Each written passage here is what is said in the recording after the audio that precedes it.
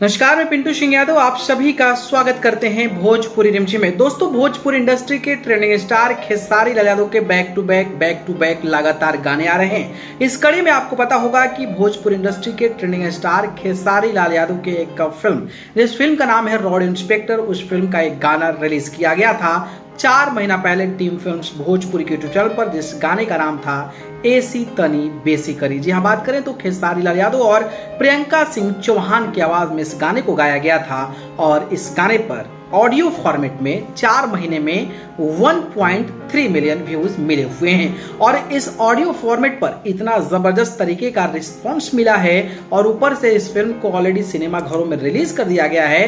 तो इसी बीच खेसारी लाल यादव के इस गाने का वीडियो सॉन्ग को लेकर बवाल अपडेट आ गया है। दरअसल बात करें तो खेसारी लाल यादव इस तस्वीर को साझा करते हुए लिखते हैं कि एसी तनी बेसी के टीम फिल्म्स यूट्यूब चैनल पर सुबह कल 5:45 पर तैयार रहिएगा, ठीक है। और इस तस्वीर को उन्होंने साझा किया है। तो फाइनली बड़ी खबर यह है कि एसी तनी बेसी के जो गाना है वो कल यानी कि 7 अक्टूबर को सुबह 5:45 पर टीम फिल्म्स के भोजपुरी यूट्यूब चैनल पर वीडियो सॉन्ग को रिलीज किया जाना है। तो आप लोग तैयार रहेगा।